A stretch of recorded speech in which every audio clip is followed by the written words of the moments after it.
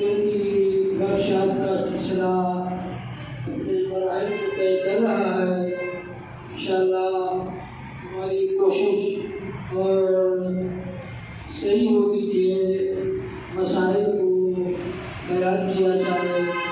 اور عقائدی موضوعات کو بھی بیان کیا جائے تاکہ دنیا والوں پر یہ ہمارا پیغام جائے کہ شہران آل محمد، شہران امیر المومنین علیہ السلام کا کیا عقیدہ ہے، کیونکہ بعض یہ سمجھتے ہیں کہ ہمارے عقائد مسلمانوں سے الگ اور تھلگ ہے، حالانکہ ایسا نہیں ہے، بلکہ اگر تحقیق سے دیکھا جائے تو درحقیقت قرآن مجید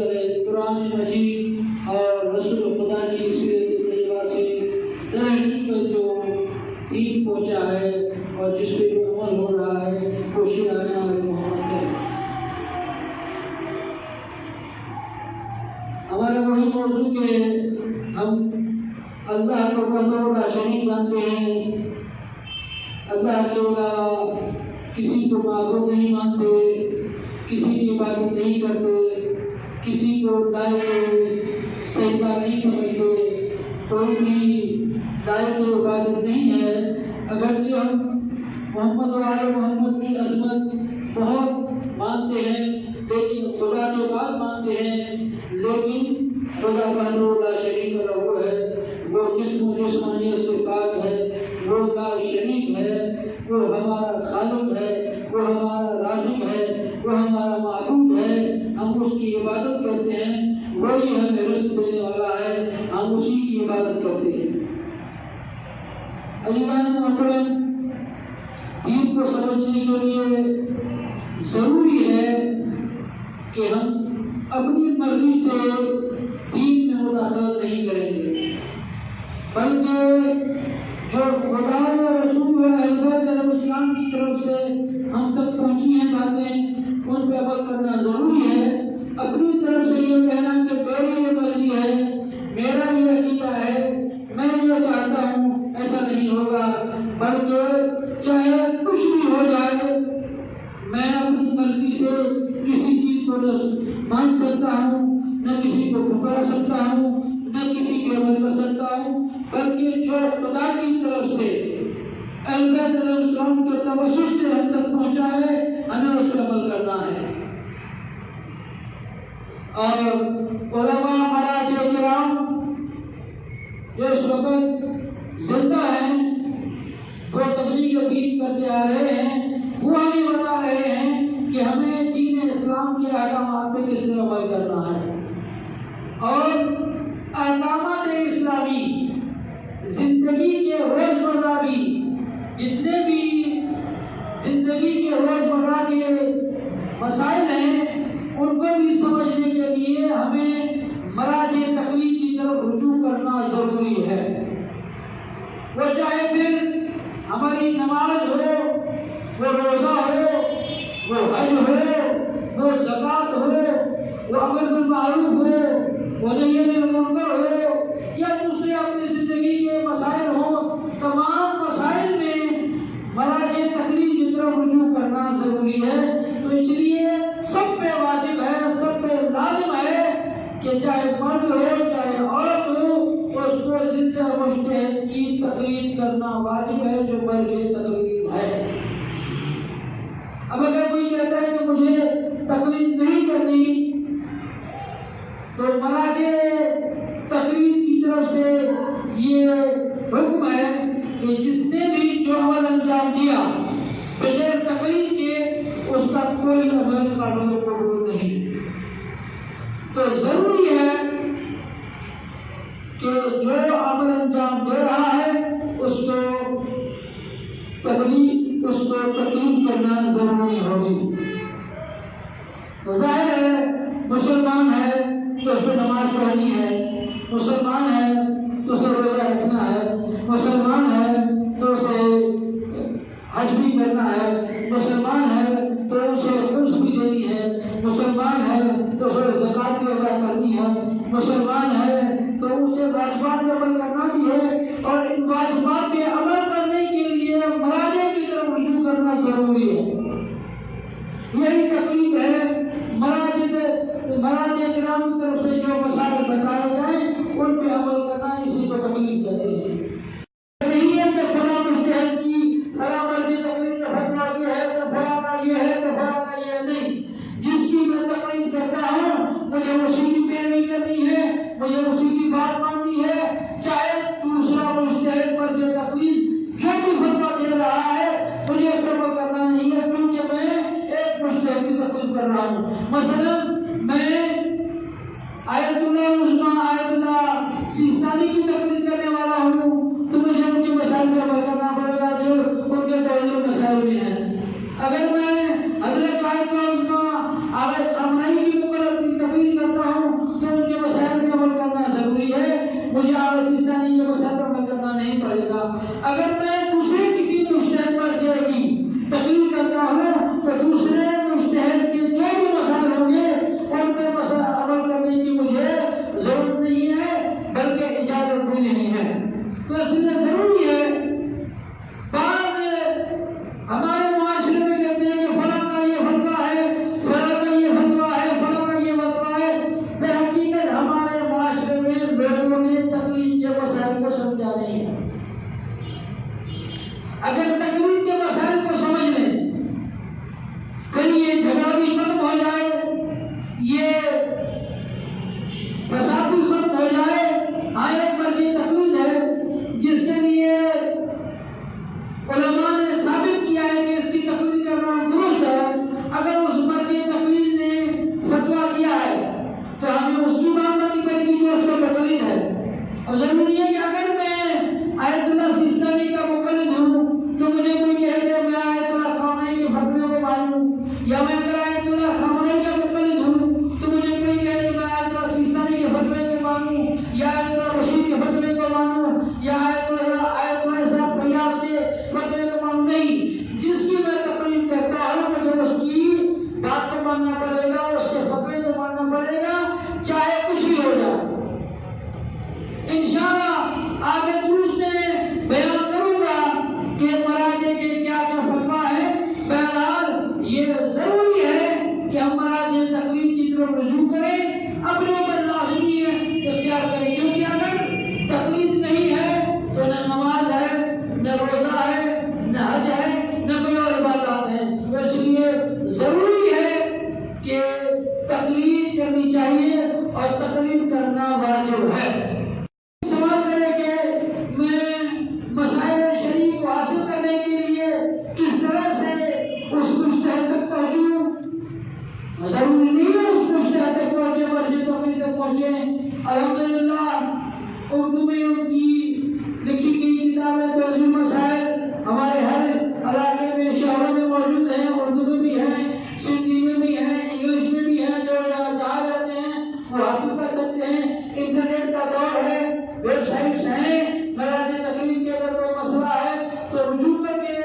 جواب پوچھا جا سکتا ہے. لیکن بغیر تقلید کے کوئی عمل انجام دے تو یہ قابل قبول نہیں ہے. یہ میرا نظریہ نہیں ہے بلکہ مراجع تقلید کی طرف سے. تو ضروری ہے کہ ہمیں مراجع تقلید کی طرف رجوع کرنا پڑے گا اور ہمیں اس پہ عمل کرنا پڑے گا، شریعت پہ عمل کرنا پڑے گا انشاءاللہ. موجود تھا کیونکہ ائمہ معصومین علیہ السلام کی طرف سے بھی یہ ہے کہ آپ ہمارے ماننے والے ہماری غیر موجودگی میں سب پہ لازم ہے کہ فرجعوا الی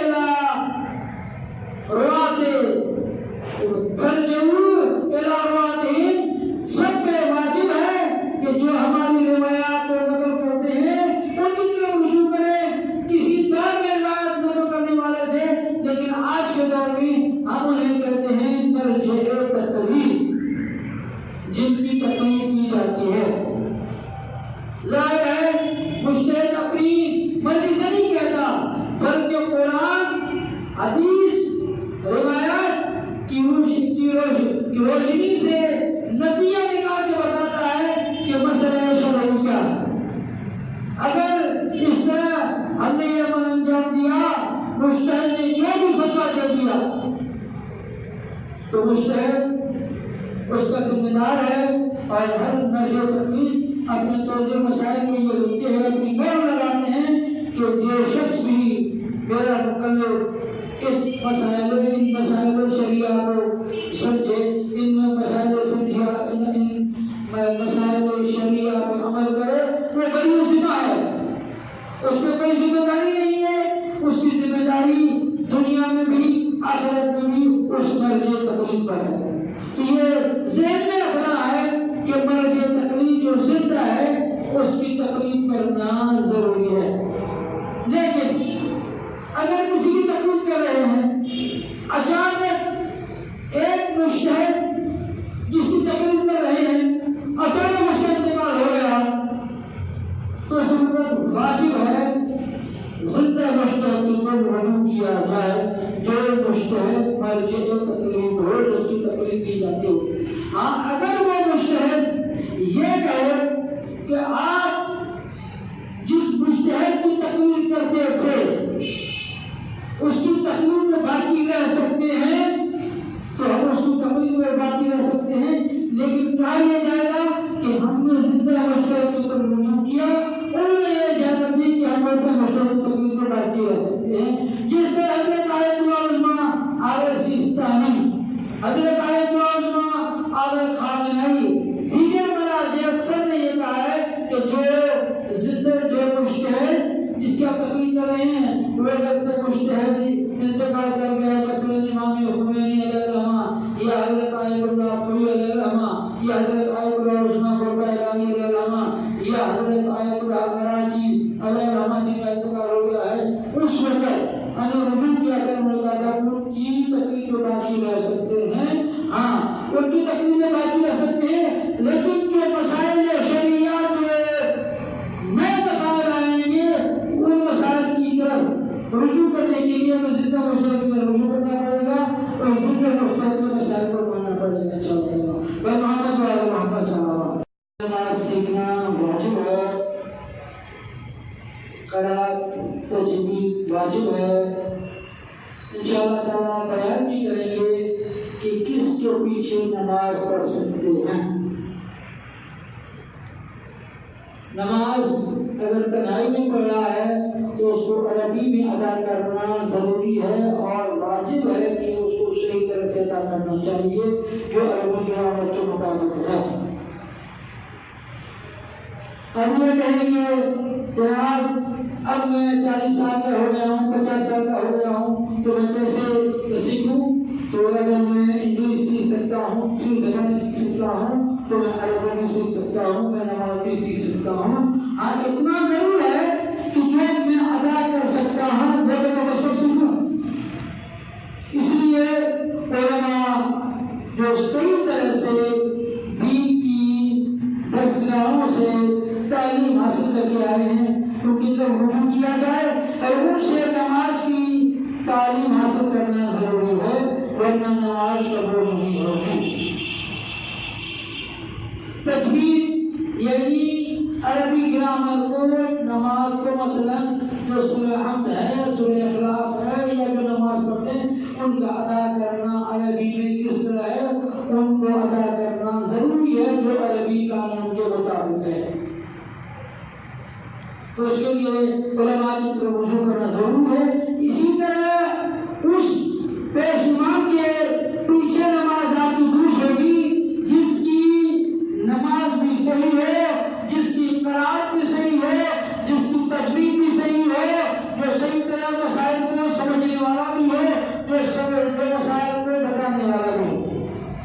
ایسا نہیں ہے کہ نہ انہیں تکلیف، نہ انہیں مسائل کا پتہ ہے، نہ انہیں تجوید کا مسئلہ پتہ ہے، نہ قرات کا پتہ ہے، نہ انہیں احکامات شرعی کا پتہ ہے، اور اس مسئلہ پوچھے ہم نے مسئلے میں کھڑا کر دیا، ایسا نہیں۔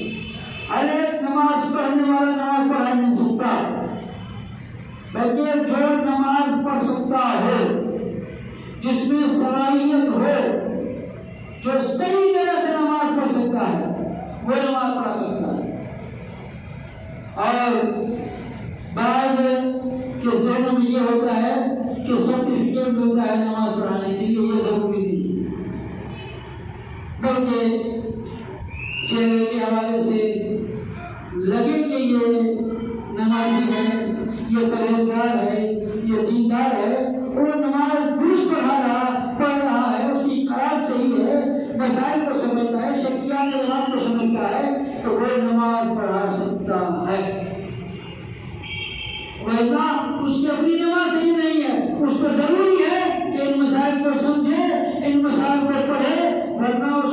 زبان درست نہیں ہوگی، کیونکہ بسم اللہ سے لے کر سلام کے آخر تک یہ جتنے بھی عربی کے گرامر ہیں ان کو سمجھنا، ان کو ادا کرنا ضروری ہے انشاءاللہ تعالیٰ۔ تو انشاءاللہ تعالیٰ کل ہم یہ بیان کریں گے کہ کس طرح سے ہمیں نماز پڑھنی ہے، لیکن یہ ذہن میں رہے